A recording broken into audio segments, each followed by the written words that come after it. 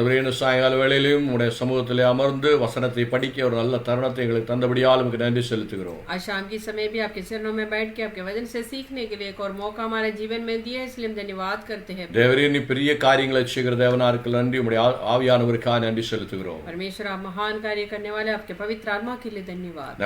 நாங்கள் வசனத்தை கற்றுக்கொள்வது மட்டுமல்ல ஆண்டவரே, அதன்படி நடக்கும்படியான ஒரு கிருபை எங்களுக்கு மேல் ஊற்றும்படியாக ஜெபிக்கிறோம். परमेश्वर, हम खाली वचन सीखने वाले ना बनने पाए, उसके अनुसार चलने वाला भी बनने पाए. உலகத்தில் மிகப்பெரிய வல்லமையான பரிசுத்தாவினோட வல்லமையை பற்றி, அபிஷேகத்தை பற்றி கற்றுக்கொண்டிருக்கிறோமே ஆண்டவரே, அதை எங்களுடைய வாழ்க்கையில ஒரு அற்புதமான காரியங்களை செய்யும்படியாக கிருபை தரும்படியாக ஜெபிக்கிறோம். परमेश्वर, हम आपके सर्व सामर्थी पवित्र आत्मा के बारे में सीखे जा रहे प्रभु, उनके पाते हुए उनके अनुसार चलने के लिए कृपा करिए. நாங்கள் கற்றுக்கொள்வது ஆண்டவரே, எங்களுடைய வாழ்க்கையில் எதிர்காலத்தில் எங்கள் பிள்ளைகளுக்கு, எங்கள் குடும்பங்களுக்கு, எங்கள் சபைகளுக்கு ஆண்டவரே ஆசீர்வாதமாக மாறட்டும். परमेश्वर, हम जो सीख रहे प्रभु, हमारे परिवार के लिए, हमारे बच्चों के लिए, हमारे कलीसिया के लिए, हमारे भविष्य के लिए अच्छे बनने पाए. இயேசுவின் நாமத்தில் நாங்கள் ஜெபிக்கிறோம். எங்களை பார்க்கக்கூடிய ஒவ்வொருடைய இருதயங்களை வசனத்தை ஆண்டவரை தெரிந்து கொள்ளும்படியா, புரிந்து கொள்ளும்படியா கிருபையை கொடுக்கும்படியா ஜெபிக்கிறோம். परमेश्वर, हमें सुनने वालों को, ध्यान देने वालों को, हर किसी को समझने के लिए और अच्छी तरह उनके मन में इसको लगाने के लिए उनको सहायता करिए. இயேசுவின் நாமத்தில் நாங்கள் ஜெபிக்கிறோம் நல்ல பிதாவே. यीशु मसीह के नाम से हमने प्रार्थना की. ஆமென்.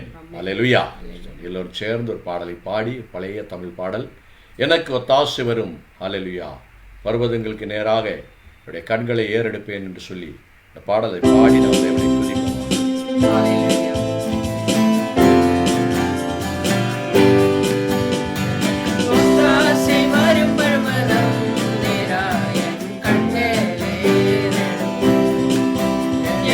ஒத்தாசை வரும் பர்வதம் நேராயன் கண்களை ஏறெடுப்பேன். வானமும் பூமியும் படைத்த தேவனிடமிருந்தே, வானமும் பூமியும் படைத்த எண்ணுக்கடங்கா நன்மைகள் வருமே, என் கண்கள் ஏறெடுப்பேன். எண்ணுக்கடங்கா நன்மைகள் வருமே, என் கண்கள் ஏறெடுப்பேன். எனக்கு ஒத்தாசை வரும் பர்வதம் நேராயன் கண்களை ஏறெடுப்பேன். எனக்கு ஒத்தாசை வரும் பர்வதம் நேராயன் கண்களை ஏறெடுப்பேன். மலைகள் பெயர் அகன்றிடினும், நிலை மாறி புவி அகன்றிடினும்,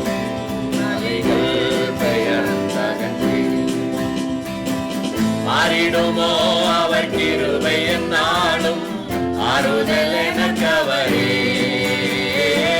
மாறிடுமோ அவர் கிருபை என்னாலும், ஆறுதல் எனக்கவரே.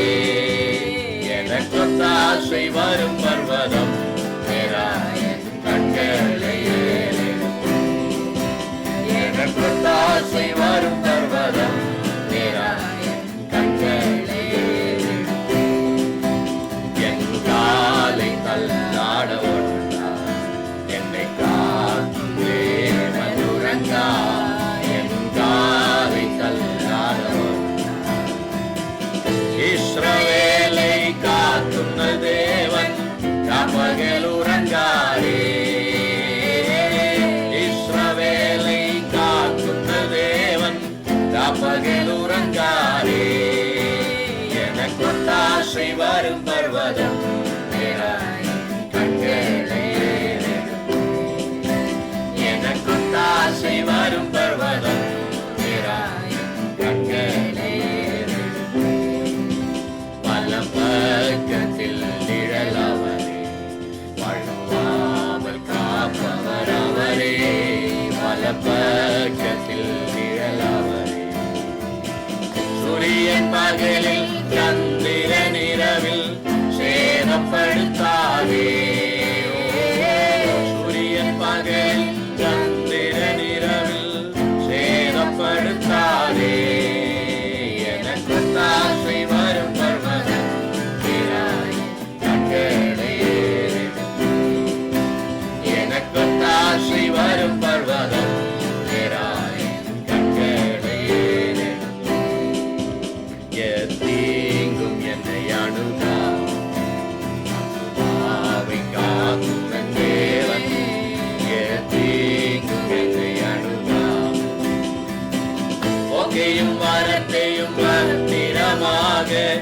കാപ്പാറെയ്തു മുതലായി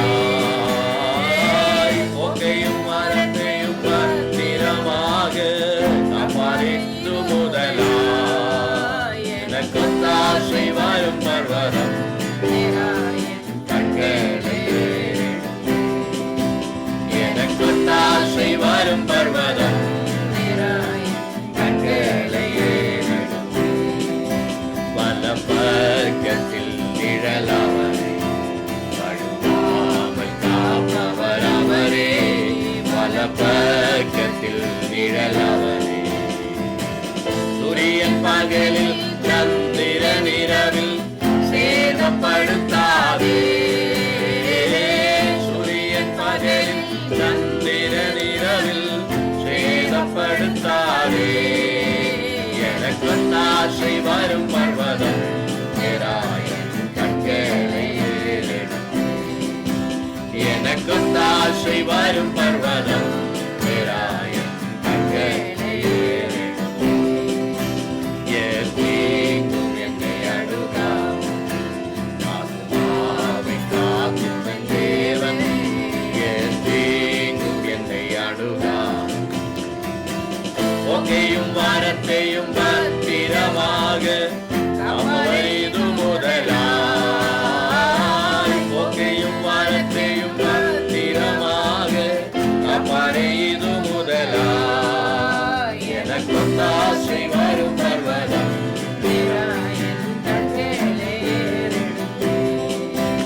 எனக்கொத்தாசை வரும் பர்வதம்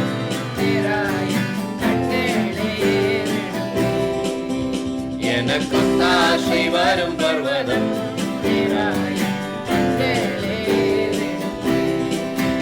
எனக்கொத்தாசை வரும் பர்வதம்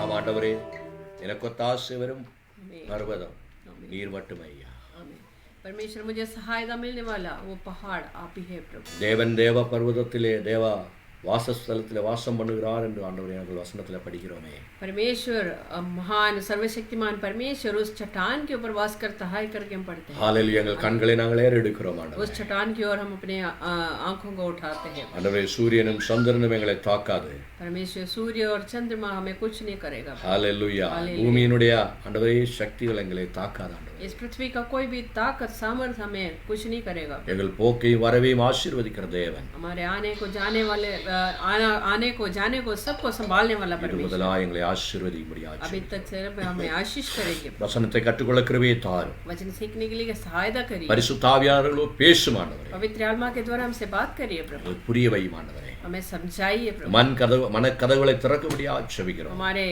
मन की उस दरवाजों को खोल दीजिए प्रभु வசனங்கள் எங்களுக்கு ஆசீர்வாதமாக மாறட்டும் उस वचन हमारे आशीष के कारण बनने पाए இயேசுவின் நாமத்தில் நாங்கள் ஜெபிக்கிறோம் நல்ல பிதாவே यीशु मसीह के नाम से हमने प्रार्थना किया है ஆமென் आमीन hallelujah hallelujah praise the lord hallelujah ஹalleluya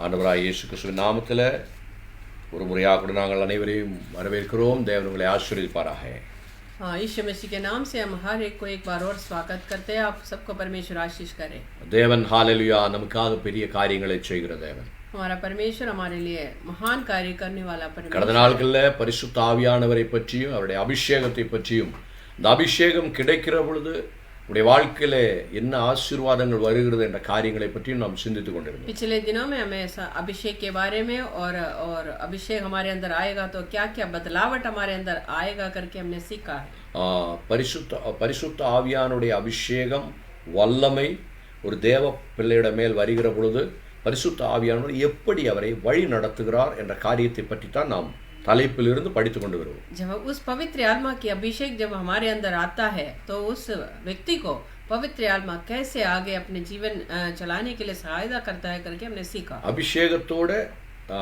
கிருபையும் அதன் வரங்களையும் பெற்றுக்கொள்கிறோம் என்று நாம் பார்த்தோம் हम अभिषेक के साथ साथ उसके वरदान भी पाते हैं करके हमने देखा ஹalleluya हालेलुया அந்த கிருபைகள் அந்த வரங்கள் என்ன என்று நாம் படித்துக் கொண்டிருக்கிறோம் वो वरदान क्या क्या है करके हमने सीखा है வரங்களை பற்றி நாம் அதை தனிப்பட்ட முறையில் தலைப்புகளாக படித்துக் கொண்டிருந்தோம் उस वरदानों के बारे में हमने सीखा, पिछले दिनों में सीखा है। வேதத்தில் நிறைய கரிஸ்மேட்டிக் வரங்களை பற்றி சொல்லப்பட்டிருக்கிறது. परमेश्वर के वचन में बहुत सारे ऐसे वरदानों के बारे में लिखा है. வல்லமையான வரங்கள். கரிஸ்மேட்டிக் என்றால் வல்லமை உள்ள, பரிசுத்த ஆவியானவரால அபிஷேகம் பண்ணப்பட்ட வரங்கள் என்று அர்த்தம். वो पवित्र आत्मा के द्वारा मिलने वाला वो सामर्थ भरा हुआ वरदान. அது வசனத்தில் நிறைய இடங்கள் எழுதப்பட்டிருக்கு. ரோமர் 12வது அதிகாரம் 3-8 வரைக்கும். परमेश्वर के वचन के अंदर ये बहुत जगह लिखा हुआ है. नए नियम के अंदर रोमियो की किताब 12 का 3 से लेकर 8 तक लिखा है. 1 கொரிந்தியர் 12வது அதிகாரத்தினுடைய 8-10 வரைக்கும். पहला कोरिन्थी उसका 12 का 8 से लेकर 10 तक है. 28-30 வரைக்கும் அதே 1 கொரிந்தியர் 12வது அதிகாரம். उसी पहला कोरिन्थी का उसका 28 से 30 तक, पहला कोरिन्थी का 12वां अध्याय 28 से 30 तक भी लिखा है. எபேசியர் 4வது அதிகாரத்தினுடைய 11வது வசனங்கள் எல்லாம் இந்த வரங்களை பற்றி, இந்த வல்லமையை பற்றி எழுதப்பட்டிருக்கு. एफेसी की किताब उसका 4 का 11 से लेकर भी आप पढ़ सकते हैं. நான் சொன்னேன், ஆரம்பத்திலே சொன்னேன் 25க்கும் மேற்பட்ட வரங்கள் உண்டு வேதத்தில்.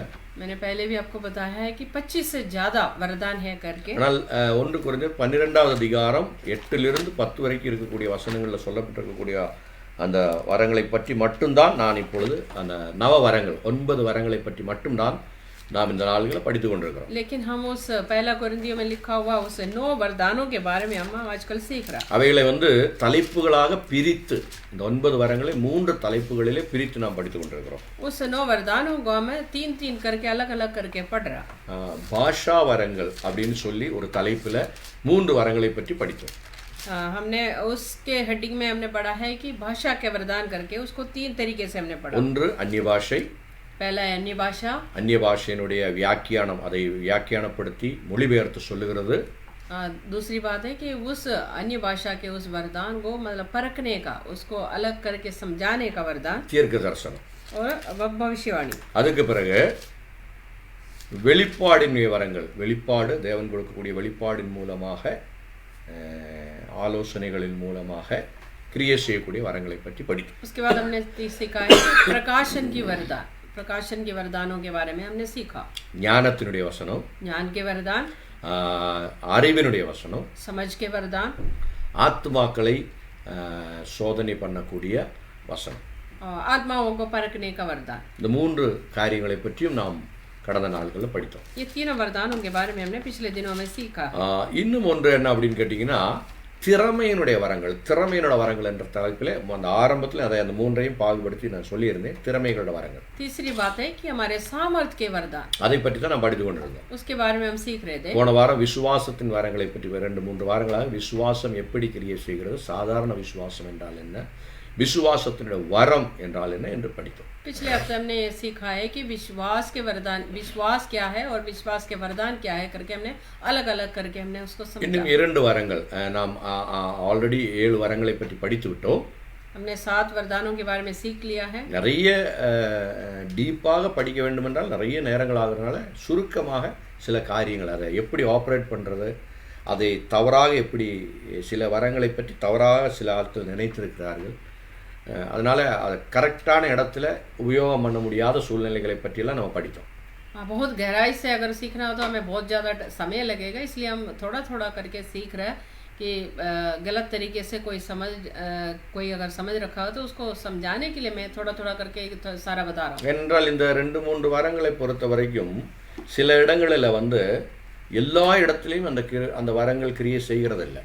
लेकिन 2-3 वरदान जो है वो हर जगह हर समय कार्य नहीं करता. என்றால் வசனம் 1 கொரிந்தியர் 12வது அதிகாரம் அதனுடைய 11வது வசனத்தில் எழுதப்பட்டிருக்கிற ஒரு காரியம் என்ன அப்படின்னா, पहला कोरिन्थियों उसका 12 का 11 में लिखा है, ये सब प्रभावशाली कार्य वही एक आत्मा करवाता है और जिसे जो चाहता है वो बांट देता है. ஆமென், ஹல்லேலூயா. हालेलुया. ஸோ அங்கே என்ன எழுதப்பட்டு அப்படின்னு கேட்டிங்கன்னா, वहाँ पे क्या लिखा है? இவைகள் எல்லாம் அந்த ஒரே ஆவியானவர் நடப்பித்து தமது சித்தத்தின்படி அவனுக்கு பகிர்ந்து கொடுக்கிறார் என்று சொல்லி எழுதப்பட்டிருக்கிறது. आमीन. वही एक ही आत्मा करवाता है और जिसे जो चाहता है वो उनको बांट देता है. பரிசுத்த ஆவியானவருடைய சித்தப்படி தான் இந்த இந்த வரங்கள் கிரியை செய்யும். அதை முதல்ல நம்ம தெரிஞ்சுக்கொள்ளணும். हमें सबसे पहले ये समझना है कि ये पवित्र आत्मा के इच्छा के अनुसार ये वरदान कार्य करता है. அதனால தான் சில இடங்களில் வந்து மக்கள் போய் ஜெபிக்கிற பொழுது அங்கே விடுதலைகள் நடக்காமல் போகிறதுக்கு காரணம் என்ன அப்படின்னு கேட்டிங்கன்னா, தேவனுடைய சித்தம் இல்லாத அதாவது தேவன்கிட்ட பெர்மிஷன் கேட்காம செய்யக்கூடிய காரியங்களில் தேவன் கிரியை செய்ய மாட்டார். कई कई जगह लोग जाके प्रार्थना करते हैं लेकिन वहाँ पे कोई उसका उत्तर नहीं मिलता या चंगाई नहीं होता या उस प्रार्थना का उत्तर नहीं आता. इसका मतलब है कि परमेश्वर की इच्छा के विरुद्ध आपने कार्य किया. அப்போ நீங்கள் கேட்கலாம், மற்றவங்கள் எல்லா நோயாளிகளும் குணமாகிறது தேவனுக்கு பிரியம் இல்லையா அப்படின்னு சொல்லி கேட்கலாம். तो आप लोग यहाँ से पूछ सकते हैं कि क्या बीमार लोग चंगे होना परमेश्वर को अच्छा नहीं लगता? நிச்சயமாக தேவனுக்கு அது பிரியமான காரியம். जरूर वो परमेश्वर को अच्छा लगता है. ஆனால் தேவன் கிருபைகளை கொடுக்கக்கூடிய அந்த அந்த அந்த அந்த அபிஷேகம் பெற்ற மனிதர் இல்லைன்னா அந்த கிருபைகளை இந்த வரங்களை உபயோகம் பண்ணக்கூடியவர் தேவனுக்கு கீழ்ப்படிந்திருக்கிறாரான்றதான் முதல் விஷயம். लेकिन सबसे पहले आपको ये जानना है कि जो परमेश्वर ये वरदान पाया हुआ या पवित्र आत्मा के अभिषेक को पाया हुआ लोग उस वरदान के साथ साथ परमेश्वर को अधीन रहता है या नहीं. பாருங்க, வேதத்தில் ரொம்ப முக்கியமான ஒரு காரியம் அற்புதங்கள் செய்கிறதோ வரங்களை உபயோகிக்கிறதோ மற்ற காரியங்கள் எதுவும் கிடையாது. வேதத்தில் ரொம்ப முக்கியமான ஒரு காரியம் அற்புதங்கள் செய்கிறதோ வரங்களை சரியான முறையில் உபயோகிக்கிறதோ எதுவும் கிடையாது. முக்கியமான காரியம். परमेश्वर के वचन के अंदर खास बात ये नहीं है कि मतलब परमेश्वर का वरदान का उपयोग करना या परमेश्वर के वचन को उसको அதை தெரிந்து கொள்வதோ அதை கிரியை செய்வதோ அதன் மூலமாக காரியங்களை செய்வதோ அல்ல. हाँ, उसको वचन को समझना या उसके अनुसार चलना या उसको उसके वरदानों का उपयोग करना ये नहीं है. முக்கியமான விஷயம் கீழ்ப்படிதல் தான். लेकिन खास बात ये है कि परमेश्वर के अधीन रहना. பாருங்க, நீங்கள் பைபிளை முழுவதுமாக எடுத்து படித்தால் இந்த இந்த ஃபுல் ஹிஸ்ட்ரி இப்படி உருவானது காரணமே கீழ்ப்படியாமையினால தான். முழு உலகத்தினுடைய தேவனுடைய பிளான்ஸ் மாறி போனது காரணமே கீழ்ப்படியாமல் தான். इस पूरे दुनिया का जो सिस्टम जो है इसलिए अलग हो गया है कि परमेश्वर को कोई अधीन नहीं रहता है या परमेश्वर के कहनाओं को नहीं मानता है. அதனால ஆண்டவர் எல்லா விஷயத்துக்கும் முதல்ல முன் கணனை முன் தூக்க கொடுக்கிறது எதுக்கு அப்படின்னு கேட்டிங்கன்னா கீழ்ப்படிதல் தான் மெயின் விஷயம். इसलिए परमेश्वर जो सबसे पहले जो खास जगह इसलिए उसको देता है कि जो आदर करना या अधीन रहना. அப்போ ஒரு காரியத்தை நம்ம செய்ய போறதுக்கு முன்னால ஆண்டவர்கிட்ட முதல்ல கேட்டு தெரிஞ்சுக்கணும் தேவனுடைய சித்தமா. हाँ, तो आपको ये समझना चाहिए कि आप कुछ कार्य करने से पहले परमेश्वर से उसके लिए अनुमति लेना जरूरी है. பைபிளில் நிறைய இடத்துல இருக்குது. ஒரு இடத்துல புதிய ஏற்பாடில் நீங்கள் பார்த்தீங்கன்னா பவுல் வந்து ஒரு இடத்துல போய் சுவிசேஷம் பண்ணணும்னு சொல்லி ரொம்ப ஆசைப்படுறாரு. आप वचन में देख सकते हैं एक जगह पौल जो है एक दूसरे जगह में जाके अपना समाचार सुनाना है करके इच्छा रखता है. வசனம் சொல்லுகிறது பரிசுத்த ஆவியானவர் போகக்கூடாதுன்னு சொன்னாரா. लेकिन वहाँ पे हम देखते हैं पवित्र आत्मा उनको मना करता है कि नहीं जाना. என்னடா இது ரொம்ப ஆச்சரியமா இருக்குது அப்படின்னு நினைக்கிறீங்களா? आप सोच सकते हैं अरे ये बहुत अचंभित बात है. சுவிசேஷம் சொல்றது மோசமான காரியமா தேவனுக்கு பிரியமில்லாத காரியமா? தேவனுக்கு ரொம்ப முக்கியமான காரியம்.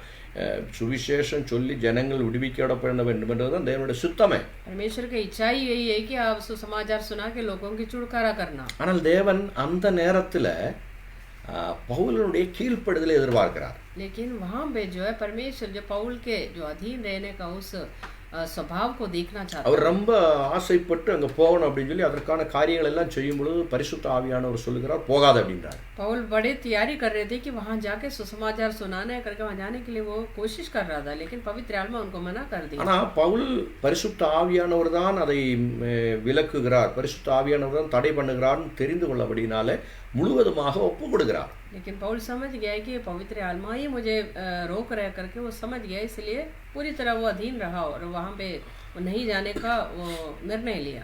அதனால தான் பவுலினுடைய ஊழியங்கள் ஆசீர்வாதமாக மாறினது காரணம்.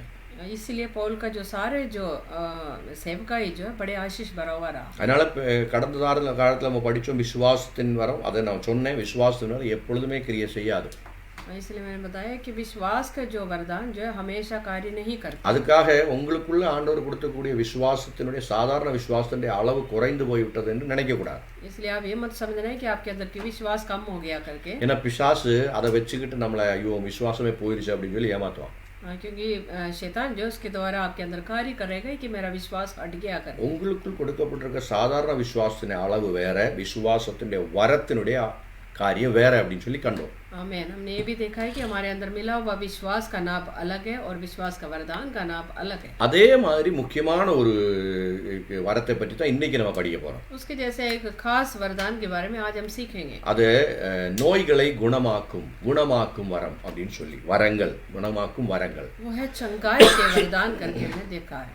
குணமாக்கும் வரங்கள் என்று சொல்வதற்கு காரணம் என்ன அப்படின்னு கேட்டீங்கன்னா, ये चंगाई का वरदान करके क्यों कहते हैं? பாருங்க 1 கொரிந்தியர் 12வது அதிகாரம் चंगाई का वरदान हो, அதனுடைய 9வது வசனத்தில் அது எழுதப்பட்டிருக்கு.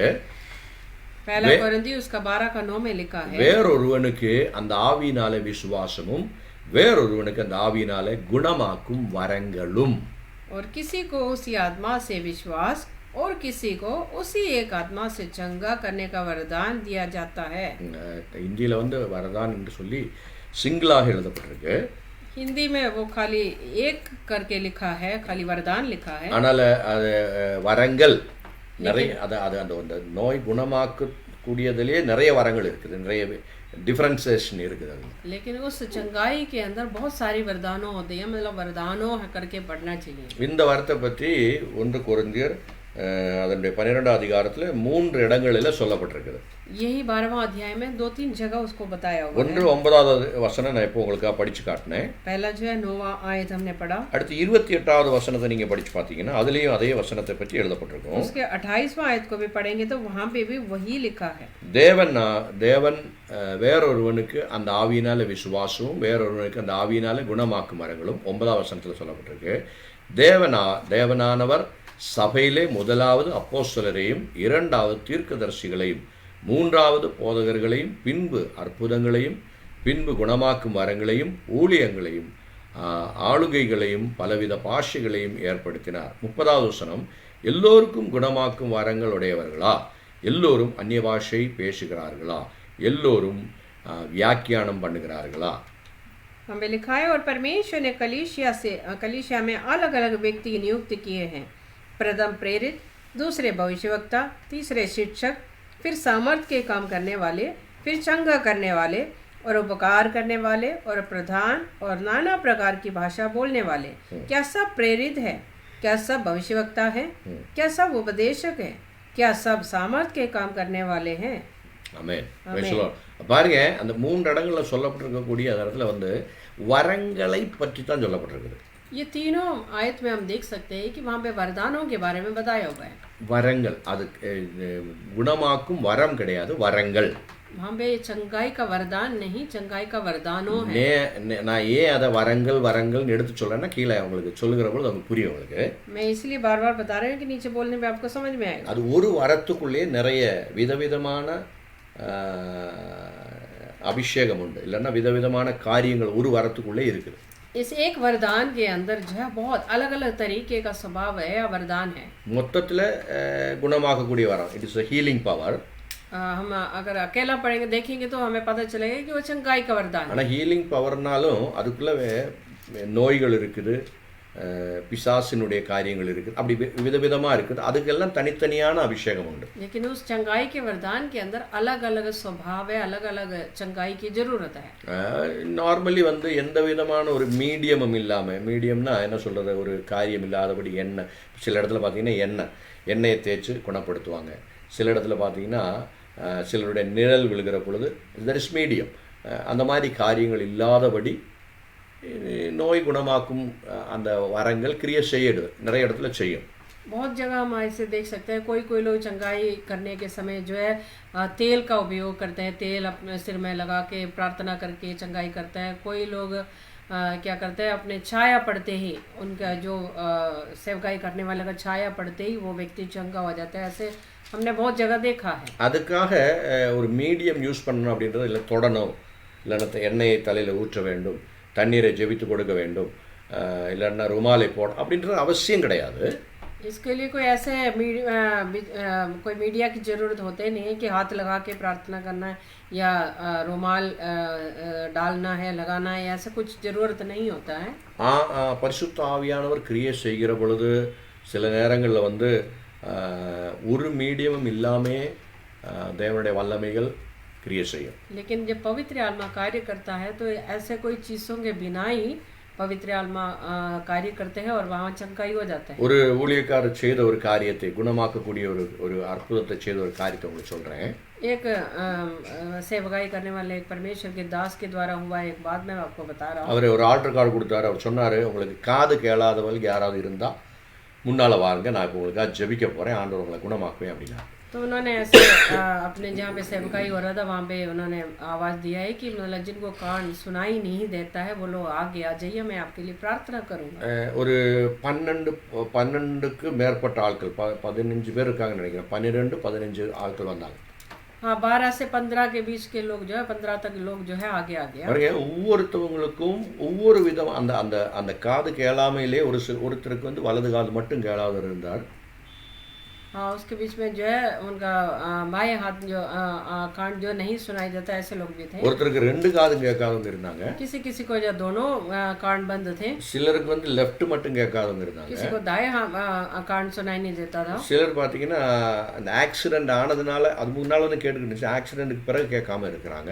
कुछ लोग जो है कोई ऐसे दुर्घटना होने के बाद उनका जो सुनवाई जो है कम हो गया है। சின்ன பிள்ளையிலிருந்தே காது கேட்காத ஒரு சகோதரி இருந்தாங்க. लेकिन बचपन से ही जिनको सुनाई नहीं देता, ऐसे भी एक बहन थी वहाँ। அப்படி விதவிதமான காரியங்களால அந்த குறைவுள்ள ஒரு 15 பேர் நினைக்கிறேன், 12-15 பேர் இருந்தாங்க. ऐसे अलग अलग तरीके के जो सुनवाई जो जिनके अंदर कम थे, ऐसे लोग आगे आ गए। அவர்களை வந்து வரிசையை நிப்பாட்டினார். ऐसे लोगों को लाइन में लगा दिया। ஒரு சைடில் அவர் நின்னார். एक साइड में वो खड़े हो गए। அவர் சொன்னாரு, நீங்க ஒருத்தர் கையை பிடிச்சுங்க அப்படின்னாரு. उन्होंने बोला कि सब एक दूसरे से हाथ जोड़िए। சொல்லிட்டு அவர் ஒரு இடத்துல லாஸ்ட்ல நின்றுக்கிட்டு இயேசுவின் நாமத்துல இப்பொழுது இவருடைய காது திறக்கப்படட்டும் அப்படின்னு சொல்லி அப்படின்னாரு. सबका एक दूसरे से हाथ पकड़ने के बाद उन्होंने बोला है कि अभी इसी पल इनके कान खुल जाए करके। 12 பேர்ல யாரையுமே அவர் தொடல. इस 12 लोगों के अंदर किसी को भी उन्होंने हाथ नहीं लगाया, டச்சே பண்ணல, யாரையும் டச் பண்ணல, किसी को भी उन्होंने छुआ नहीं। அவங்களுடைய லெஃப்ட்ல நின்னாரு. இயேசுவின் நாமத்துல இப்பொழுது இவருடைய காது திறக்கப்படட்டும் அப்படின்னு மட்டும் சொன்னார். उनके बगल में खड़े होकर उन्होंने खाली इतना बोला है कि इनकी कान जो है अभी खुल जाए। அந்த வந்த எல்லாருடைய, நான் சொன்னேன் இல்லைங்களா, ஒருத்தருக்கு வலது காது, ஒருத்தருக்கு இடது, ஒருத்தருக்கு 2 காதும், ஒருத்தருக்கு ஆக்சிடென்ட், ஒருத்தர் சின்ன பிள்ளையிலிருந்தே கேட்க எல்லாருமே குணமானாங்க.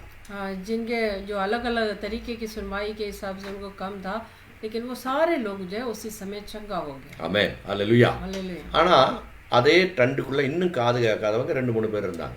लेकिन उसी कलीसिया के अंदर, उसी ट्रेंड के अंदर जो है और भी लोग थे, 2-3 लोग कान नहीं सुनाई देने। அவங்க வந்து வெக்கப்பட்டுட்டு நம்ம அதை போய் அவங்க முன்னால் நிற்கணுமா அப்படின்னு சொல்லி அசால்ட்டா எல்லாம் இருந்ததுனால அந்த வரம், அந்த வல்லமை அவங்களுக்கு கிரியை செய்யலை. लेकिन उन लोग जो आगे शर्म के मारे आगे नहीं जा पाया, या वो कोई भी अपने आलसीपन की वजह से नहीं जा पाया, लेकिन उनका जो है वो जो सामर्थ जो है उनके ऊपर कार्य नहीं किया। நிறைய இடங்களில் இந்த குணமாக்கும் வல்லமை கிரியை செய்யக்கூடியதற்கு முக்கியமான ஒரு தத்துவம் என்ன அப்படின்னு கேட்டிங்கன்னா, लेकिन ये जो सामर्थ जो कार्य करने का खास बात क्या है? ஒன்று, நம்மகிட்ட வரக்கூடிய நோயாளிக்கு அவருடைய இதயத்தில் விசுவாசம் இருக்கணும். सबसे पहले उस बीमार व्यक्ति के अंदर एक विश्वास होना चाहिए। பைபிளில் நிறைய இடத்துல சொல்லப்பட்டிருக்கு. பவுல் பார்த்தார், யோவானும் பேதுருவும் பார்த்தாங்க. அவருக்கு குணமாகும் விசுவாசம் அவருக்குள்ள இருக்கிறது என்று தெரிந்த பொழுது அவர்களை எழுப்பினார்கள், குணமாகு என்று சொன்னார்கள் சொல்லி வசனத்தில் படிக்கிறோம். हम बहुत जगह देखते हैं कि पौल को भी, यूहन्ना वगैरह को देखते हैं, हम उन दूसरे लोगों को जब चंगाई करते हैं तो पहले उनसे पूछते हैं तुम्हारे अंदर विश्वास है तो चंगा हो जाए करके बोलते, तो उसी समय वो चंगा हो जाते हैं। இல்லை, அவங்கள பார்த்த உடனே அவர்களுக்குள்ள விசுவாசம் இருக்கிறது என்று தெரிந்து கொண்டார்கள். उनको देखते हैं कि उनको पता चल गया कि इनके अंदर विश्वास है करके। அப்பொழுது அவர்கள் எழுந்திருக்க சொன்னாங்க, கையை பிடிச்சி எழுப்புனாங்க, அப்படி குணமானாங்க. हाँ, तब उनको बोला है कि हाथ पकड़ के उनको खड़ा किया है या चलने के लिए बोला, तब वो चंगा हो गया। அதனுடைய காரணம் அப்படின்னா 2 காரியம், 2 தத்துவம் அதுக்குள்ள இருக்குது. उसके नीचे 2 बातें हैं। ஒன்று, அந்த நோயாளிக்கு குணமாகும், ஆண்டவர் என்னை குணமாக்குவார், அவரோட வல்லமை என் மேலே வரும்பொழுது நான் குணமாவேன் அப்படின்ற ஒரு வித்தியாசமான விசுவாசம் அவர்களுக்குள்ள உண்டாக வேண்டும். सबसे पहले जो जो बीमार व्यक्ति है उनके अंदर एक ऐसा विश्वास होना चाहिए कि परमेश्वर मुझे छुएगा, मैं चंगा हो जाऊंगा करके कि विश्वास. அது மட்டுமல்ல, கீழ்ப்படிதல். நான் அதான் ஆரம்பத்திலே சொன்னேன், கீழ்ப்படிதல் ரொம்ப முக்கியமான ஒரு காரியம். वो नहीं है कि दूसरी बात है कि उनको अधीनता की एक आत्मा. பாருங்க, அந்த 15 பேரும் வர சொன்னோன்னு வந்தாங்க. ஆனால் ஒரு சில பேர் வராமல் வெக்கப்பட்டு போக வேணாம் அப்படின்னு சொல்லி அசால்ட்டாக இருந்தாங்க. வந்தவர்கள் விடுதலை பெற்றார்கள். அதான் கீழ்ப்படிதல். வராதவர்களுக்கு விடுதலை கிடைக்கல. वही हमने अभी देखा है कि जो आगे बुलाया था तो कुछ लोग आगे आगे तो वो लोग चंगा हो गया.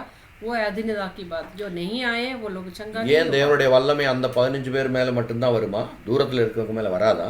क्यों? वो परमेश्वर की सामर्थ जो है जो आगे आया उनके ऊपर ही आएगा, बाकी लोग दूर के लोगों के ऊपर नहीं जाएगा क्या? தேவன் நம்முடைய விசுவாசத்தையும் தேவன் நம்முடைய கீழ்ப்படிதலையும் அல்லேலூயா முழுமையாக எதிர்பார்க்கிறார். लेकिन परमेश्वर हमारी पूरी तरह की समर्पण और जो हमारे विश्वास को देखते हैं. பாருங்க, ஆபிரகாமை தேவன் ஆசீர்வதிக்கும் பொழுதும் ஆபிரகாமுடைய கீழ்ப்படிதலும் ஆபிரகாமுடைய விசுவாசத்தையும் பார்த்துதான் ஆண்டவர் அவரை ஆசீர்வதித்தார். जब अब्राहम को परमेश्वर ने आशीष किया तो उनका पूरी तरह की समर्पण और विश्वास को देख के उनको आशीष किया. உன் இனத்தாரையும் தேசத்தை விட்டு போன உடனே கீழ்ப்படி இறங்கிட்டார். उन्होंने बोला कि तुम अपने रिश्तेदारों को देशों को छोड़ के जाओ करके बोल दिया तो चलने लगा. பிள்ளை இல்லாத மனுஷன்ட்டு நான் உனக்கு பிள்ளையை கொடுப்பேன், குழந்தையை கொடுப்பேன், உன் சந்ததி மூலமாக உலகம் முழுவதும் ஆசீர்வதிக்கப்படும் சொன்னார். அவர் அதை அப்படியே ஏற்றுக்கொண்டார், விசுவாசித்தார். जब उनको बच्चे नहीं थे तो परमेश्वर ने उनको बोला कि मैं तुम्हें बच्चा दूंगा, पूरे दुनिया भर तुम्हारे बच्चे फैल जाएंगे करके बोला. तो उन्होंने वैसे ही उनको विश्वास किया. ஆபிரகாமுடைய வாழ்க்கையில அந்த ரெண்டு காரியம் நடக்கிறதுக்கு, ஆசீர்வாதத்தை பெற்றுக்கொள்வதற்கு முக்கியமான காரணமே கீழ்ப்படிதல் ஃபர்ஸ்ட், அப்புறம் விசுவாசம் முதல்ல கிடையாது. முதல்ல கீழ்ப்படிதல், ஃபர்ஸ்ட் கீழ்ப்படிதல், obedience, then faith. सबसे पहले कि हमें जो आज्ञाओं का पालन करना, जो अब्राहम के जीवन में भी यही हुआ है कि वो समर्पण पूरी तरह परमेश्वर की बातों को समर्पण किया. और दूसरी बात है वो विश्वास भी किया. இயேசுவால குணமாக்க முடியாத எந்த ஒரு நோயும் கிடையாது. ऐसा कोई बीमारी नहीं है जिसे यीशु मसीह चंगा ना कर सकते. நோயாக இருக்கட்டும், कोई बीमारी हो, பலவீனமாக இருக்கட்டும், कमजोरी हो, என்ன சொல்றது, தொழு நோய்களாக இருக்கட்டும்,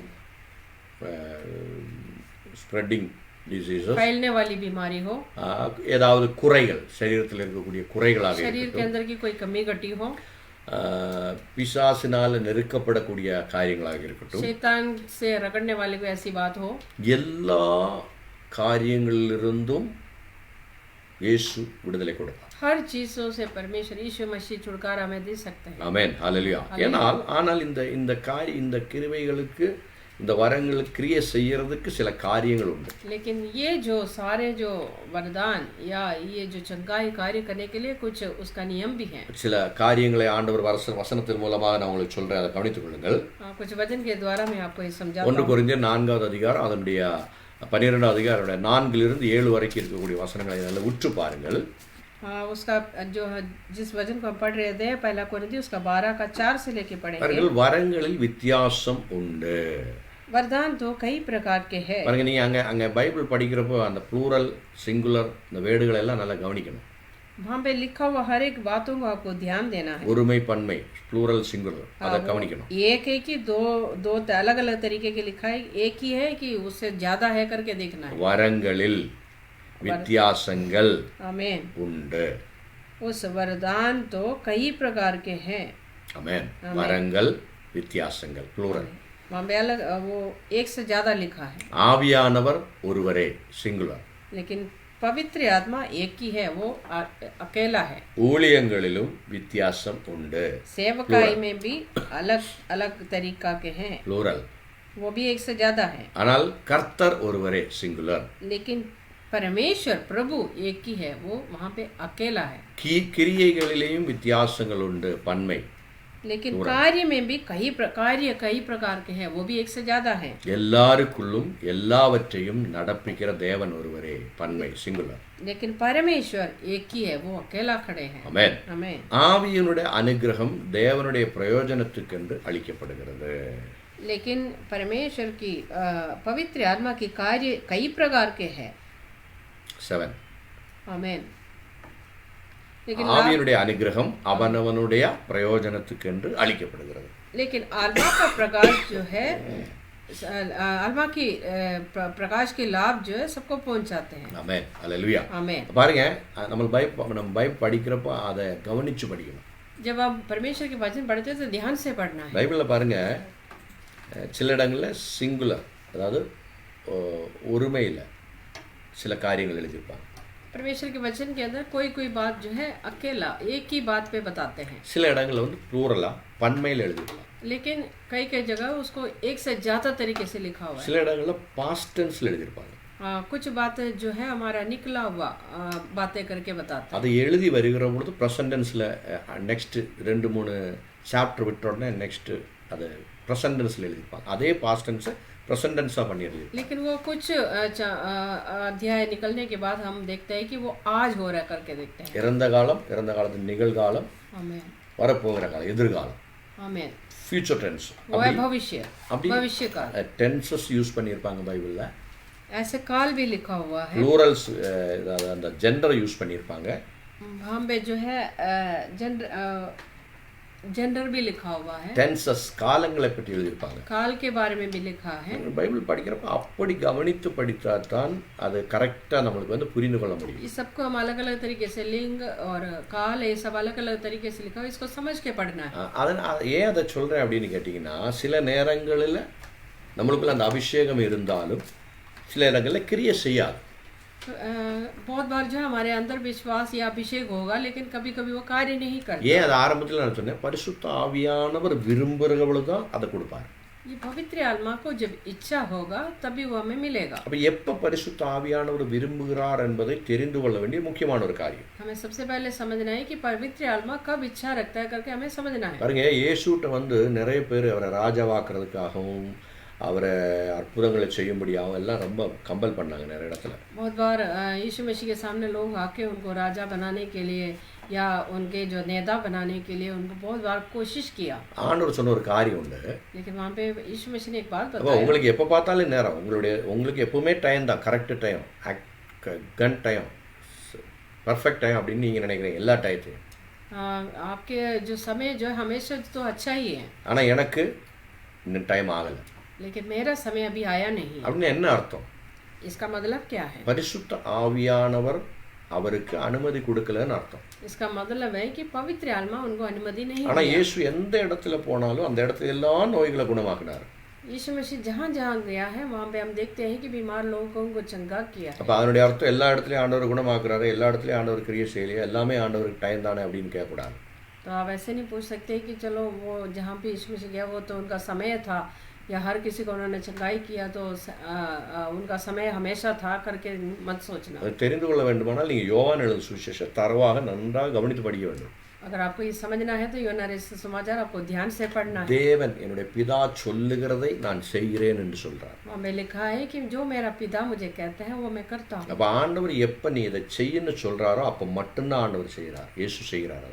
तब प्रभु परमेश्वर या पिता परमेश्वर जब कहते हैं करने के लिए तभी यीशु मसीह ஜனங்கள் வாங்கன்னு சொல்லப்போ இயேசு வரல. जो लोग बोलते हैं कि आओ करके तो यीशु मसीह नहीं आते। பிதாவாகிய தேவன் போன்னு சொன்னோன்னா இயேசு போனார். पिता परमेश्वर ने कहा जाओ करके तो यीशु मसीह பாருங்க, ஒரு உதாரணத்தை சொல்றேன். லாசர் இறந்து போனாரு. आप देखते हैं कि लाजर मर गया है। அவர்களுடைய நேரம், அவருடைய சிந்தனை, அவருடைய விசுவாசம் இறந்து போறதுக்கு முன்னாலே வந்தா இயேசுவை குணமாக்குவார் அப்படின்றது அவருடைய விசுவாசம். लोगों का सोच या विचार ये था कि ये मरने से पहले आ गया तो वो चंगा कर सकते थे। ஆனா பிதாவாகிய தேவன் 4 நாள் இன்னும் அதே இடத்துல தங்க சொல்லிட்டார் இயேசுட்ட. लेकिन पिता परमेश्वर ने यीशु मसीह को बोला जहाँ पे तुम रहते हो वहाँ पे 4 दिन और रहो। 4 நாள் கழிச்ச உடனே பிதாவினிடத்திலிருந்து அனுமதி கிடைச்சது, பெர்மிஷன் கிடைச்சது, எந்திரிச்சு போறாரு. 4 दिन बाद उनको अनुमति मिला प्रभु परमेश्वर पिता परमेश्वर की कि वहाँ पे चले जाओ। மனிதனுடைய டயத்துல மரித்து போறதுக்கு முன்னால இயேசு வந்தா குணமாக்கிடுவார் அப்படின்றது சிந்தனை. इंसान का सोच ये था कि अगर मरने से पहले आ गया होता तो चंगा होता। ஆனால் தேவனுடைய கலண்டர்ல, தேவனுடைய டைம் பீஸில் வந்து அப்படியெல்லாம் நேரங்கள் கிடையாது. लेकिन परमेश्वर के किताब में या परमेश्वर के टाइम पीस में ऐसा कोई समय नहीं है। அவர் விரும்புகிற பொழுது அதை செய்கிறார். उनको जब इच्छा होगा तो वो करेंगे। 4 நாட்கள் கழித்த பொழுது இயேசுவுக்கு பெர்மிஷன் கிடைச்சது, நீ போ அப்படின்னாரு. 4 दिन के बाद यीशु मसीह को अनुमति मिलाई कि जाओ करके। இயேசு அங்கே போறாரு. यीशु मसीह वहाँ गया। அந்த 11வது அதிகாரம் யோவான் எழுதின சுவிசேஷம் நீங்க படிச்சு பார்த்தா யோனாரே समाचार उसका 11वां अध्याय को अगर आप पढ़ के देखें தன்னுடைய சகோதரிகள் சொல்றாங்க, ஆண்டவரே மரித்து 4 நாள்களாகிவிட்டது, நாற்ற வைக்க ஆரம்பிச்சிருச்சு சரீரம் அப்படின்றாங்க. उस लासर की बहनें बोल रही कि परमेश्वर 4 दिन हो गया है कि वो मर गए, अब तो बदबू निकल रहा है. அது மனிதனுடைய நேரம், மனிதனுடைய டைம்ஸ், மனிதனுடைய எண்ணங்கள், சிந்தனைகள் அதுதான். वो इंसान के सोच विचार, उनका चिंताएं हैं. ஆனால் ஆண்டவர் என்ன சொல்லுகிறார்?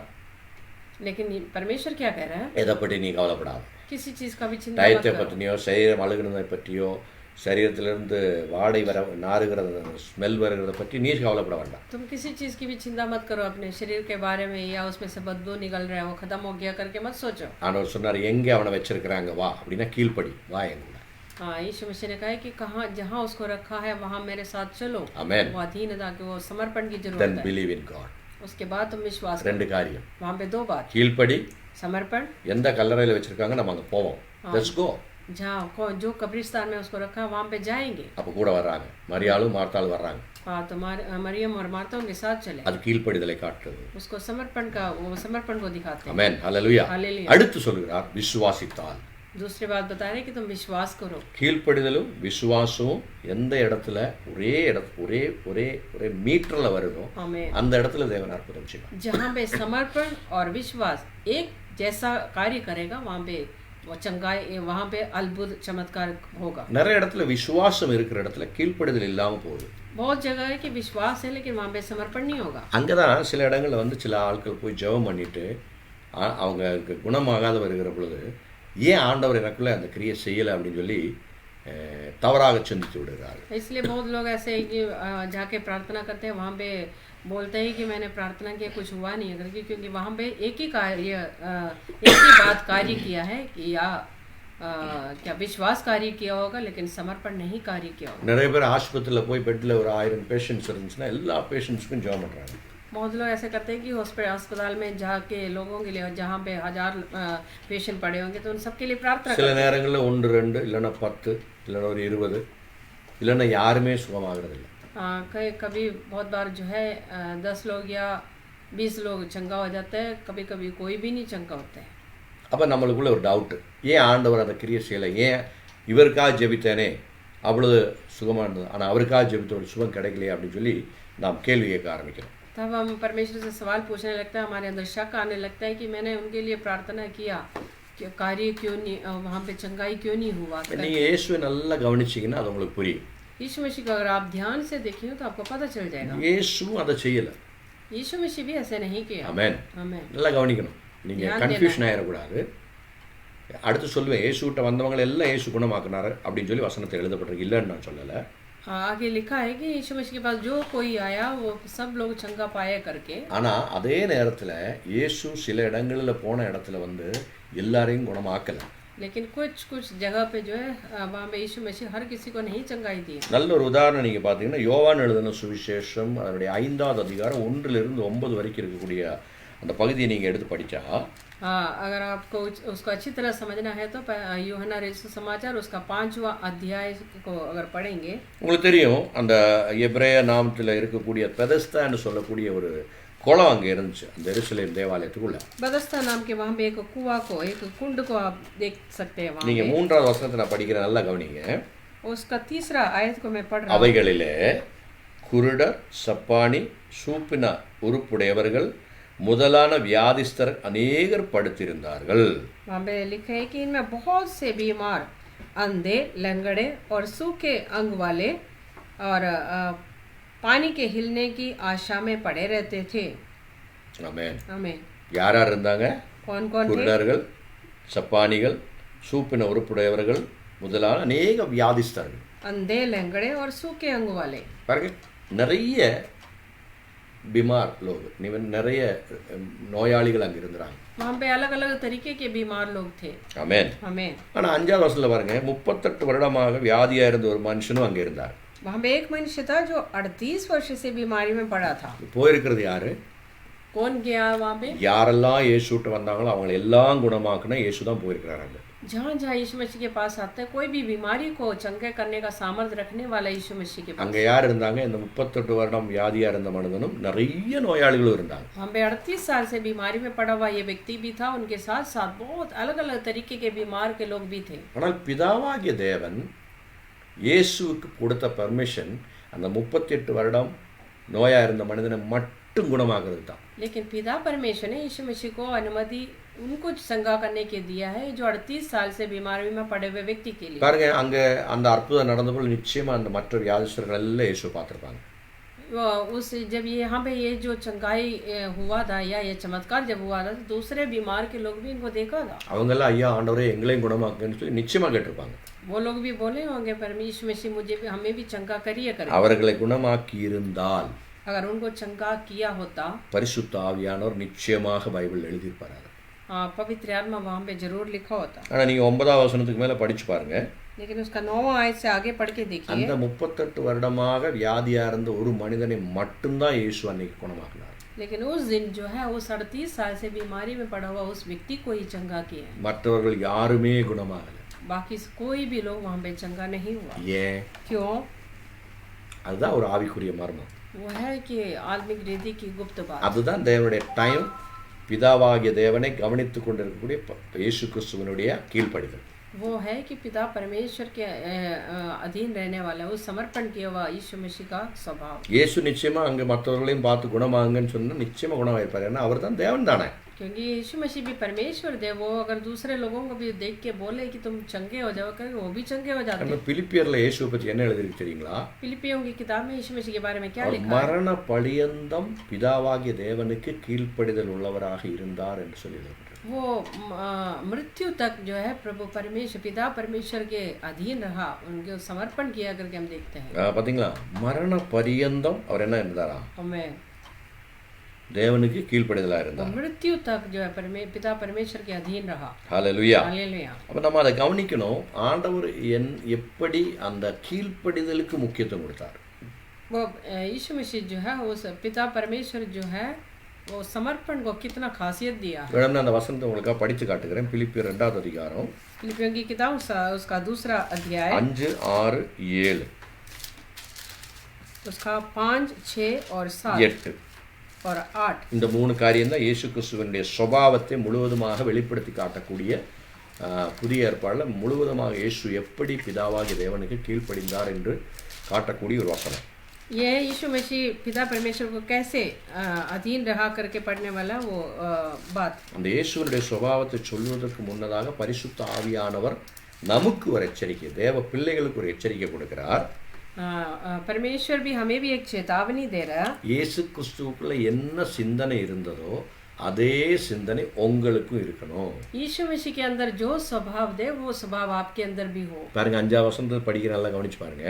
उस 5वें वचन में हम पढ़ सकते கிறிஸ்து हैं. இயேசுவில் இருந்த சிந்தையே உங்களிலும் இருக்க கடவுது.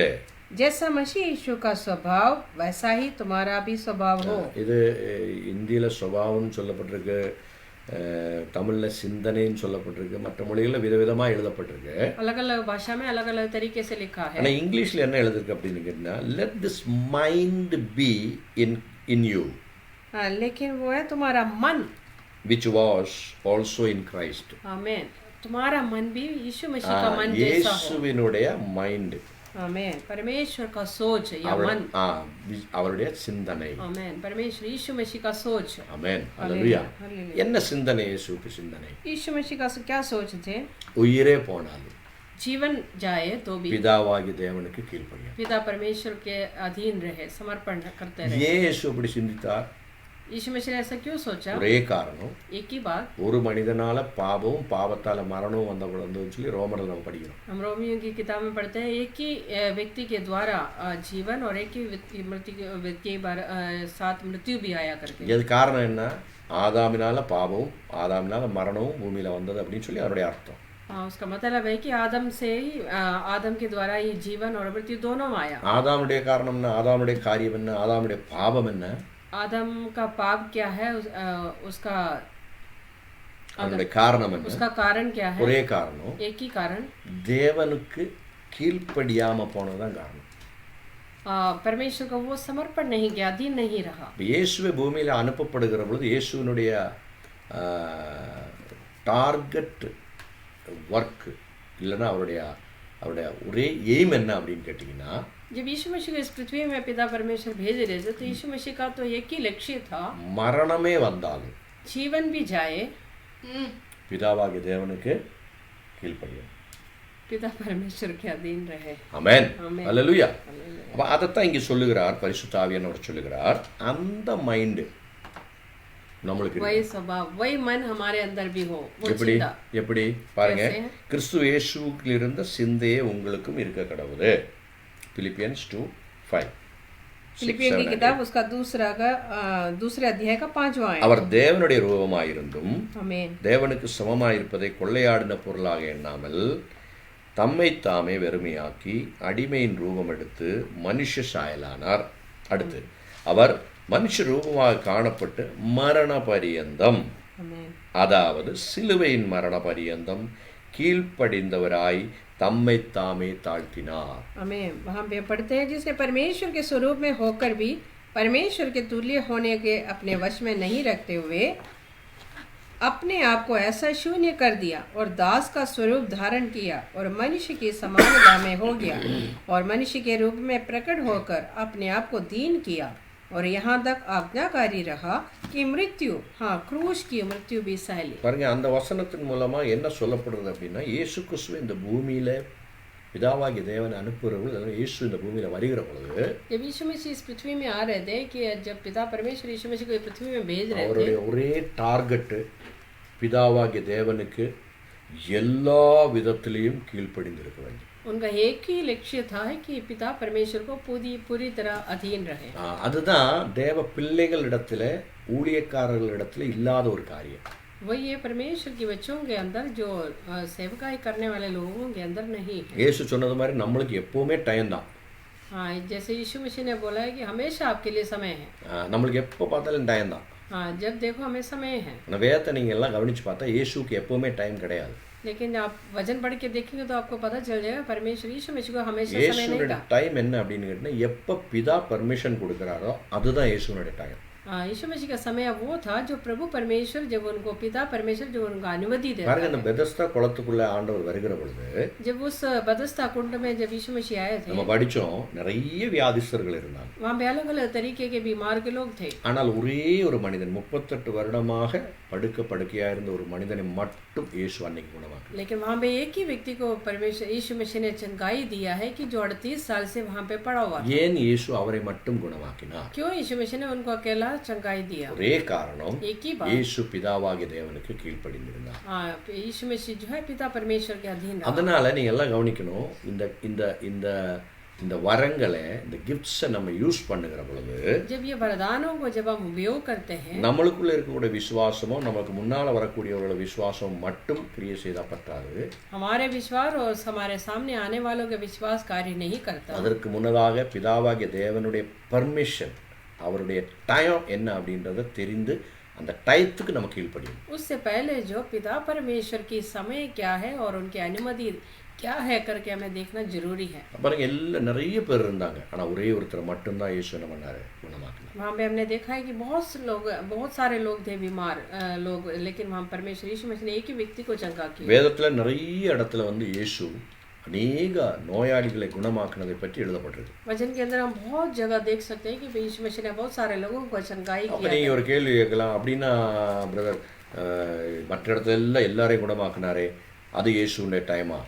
तो आप लोग सवाल पूछ सकते हैं कि यीशु मसीह ने बहुत जगह चंगाई दिया, तो वो सब यीशु मसीह का समय था? நிச்சயமா இயேசுடைய டைம் தான். वो यीशु मसीह का समय जरूर था. பிதாவுடைய பர்மிஷன் தான். वो पिता परमेश्वर की अनुमति थी. அது ஏன் இயேசு அதை செய்தார் அப்படின்ற காரியத்தை நம்ம அடுத்த வாரத்தில் பார்க்க போறோம். हाँ, यीशु मसीह ने क्यों किया है करके हम अगले हफ्ते से இது ரொம்ப முக்கியமான ஒரு காரியம், கன்ஃபியூஷன் ஆகக்கூடாது. குணமாக்கும் கிருபை வரங்கள் எப்பொழுதும் கிரியை செய்யாது. அது கிரியை செய்யக்கூடிய நேரம் பிதாவினுடைய பர்மிஷன் கிடைக்கிற பொழுது மட்டும்தான்.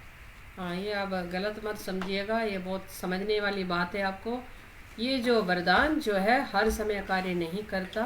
ये पिता परमेश्वर की ओर से जब अनुमति मिलेगा तभी कार्य करेगा. இதற்கு காரணம் என்ன அப்படின்னு கேட்டிங்கன்னா, அதான் ஓசியா 4வது அதிகாரம் 6வது வசனம் எப்பொழுதும் சொல்லக்கூடிய ஒரு காரியம். ये होशिया की किताब उसका 4:6 में हम पढ़ते हैं. தேவனை பற்றின ஞானம் இல்லாதபடியினால், அறிவு இல்லாதபடியினால் ஜனங்கள் சம்ஹாரமாகிறார்கள். परमेश्वर के ओर से परमेश्वर के ज्ञान जिन लोगों के अंदर नहीं है, इसलिए लोग नाश हो रहा. பிதாவாகிய தேவனை பற்றியும் पिता परमेश्वर के बारे में இயேசுவை பற்றியும் பரிசுத்த ஆவியானவை பற்றியும் சரியான ஒரு அறிவு ஒரு தேவனுடைய பிள்ளைக்கு வேண்டும். हाँ, पिता परमेश्वर के बारे में, यीशु मसीह के बारे में और पवित्र आत्मा के बारे में एक अच्छा समझ परमेश्वर के लोगों के अंदर होना चाहिए. அவருடைய பெர்மிஷன் கிடைக்கிறது இல்லைன்னா நேரம், தேவனுடைய நேரம் என்ன என்பதை நாம் ஆவிக்குள்ளே அறிந்து கொள்ள வேண்டும், புரிந்து கொள்ள வேண்டும். परमेश्वर की समय क्या है करके हमें आत्मा में समझना है. அந்த பெர்மிஷனோட நீங்க எந்த காரியத்தை செய்தாலும் அது வாய்க்கப்படும். उनकी अनुमति के साथ अगर आप कुछ करेंगे तो वो जरूर सफल होगा. அதுதான் கிருபை அல்லது வரங்கள் ஆப்ரேட் பண்ணக்கூடிய மெத்தட். ये है ये जो वरदानों का उपयोग या कार्य में लाने का समय. அதை நம்ம புரிந்து கொள்ள வேண்டும். इसको हमें समझना है. அது புரிந்து கொள்ளாதபடி செய்கிற பொழுதுதான் உபவசித்தாலும் ஜெபித்தாலும் அற்புதங்கள் நடக்கிறதில்லை, குணமாகிறதில்லை. ये सारी बातों को आप समझ नहीं रहे, इसलिए जो आप जो चमत्कार और चिन्ह करने के लिए कोशिश करते हो तो वो होता नहीं है. இன்னும் இயேசு நிறைய இடங்களில் கூட்டமாக வந்தவர்களை குணமாக்கின காரியங்கள் வேதத்தில் சொல்லப்பட்டிருக்கு. आप बहुत जगह ये भी देख सकते हैं कि बहुत झुंड के साथ लोग आए, उनको भी चंगाई दिया है करके. அதுக்கு என்ன காரணம் அப்படின்றதும், उसका कारण क्या है, அது ஏன் இயேசுவோட நேரமா பிதாவுடைய நேரமா, இயேசு பிதாவுக்கு கீழ்ப்படிந்தாரா என்ற காரியங்களை பற்றி நாம் அடுத்த வாரத்தில் यीशु मसीह के समय था या पिता परमेश्वर का समय था या पिता परमेश्वर ने उनको अनुमति दिया है, ये सारी बातें हम अगले हफ्ते सीखेंगे. ஆனால் தேவனுக்கு கீழ்ப்படியக்கூடிய ஒரு தேவனுடைய பிள்ளையோட வாழ்க்கையில மிகவும் அருமையானதும் தேவனுடைய நாமத்துக்கு மகிமைக்குரியதுமாய் ஒரு காரியத்தை செய்யக்கூடிய அருமையான ஒரு வரம்தான் குணமாக்கு வரம் என்பது.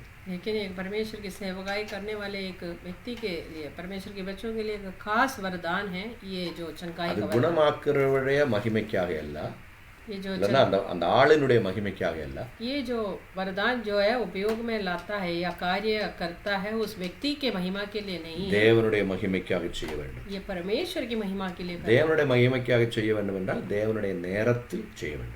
अगर परमेश्वर की महिमा के लिए करना है तो परमेश्वर के समय पर करना है. அதற்கு நாம் கீழ்ப்படிதல் உள்ளவராய் उसके लिए हमें समर्पण करना जरूरी है. கண்களை மூடுவோம், ஜெபிப்போமாக. अपनी आंखों को बंद करेंगे, हम प्रार्थना. நல்ல ஆண்டவரே, இந்த அருமையான வேலைக்கு நன்றி செலுத்துகிறோம். अच्छे परमेश्वर, इस शुद्ध समय के लिए हम धन्यवाद करते हैं. நிறைய ஆவிக்குரிய மர்மங்களை எங்களுக்கு சொல்லிக் கொடுக்கிறபடியால் நன்றி செலுத்துகிறோம். परमेश्वर बहुत सारी आदमी के गुप्त बातों को हमें सिखा दिया. அறகுறையாக தெரிந்து, பாதியிலே தெரிந்து, हाफ காரியங்களை தெரிந்து கொண்டு நாங்கள் நிறைய காரியங்களை கடந்த நாட்களில் செய்தோம். परमेश्वर कुछ आदि बातों को समझते हुए हमने पिछले दिनों में बहुत सारी काम किया है, ஆனால் அது காரியம் வாய்க்காதபடி நடக்காதபடி போய்விட்டது. लेकिन वो सारी बातें कार्य में नहीं आया.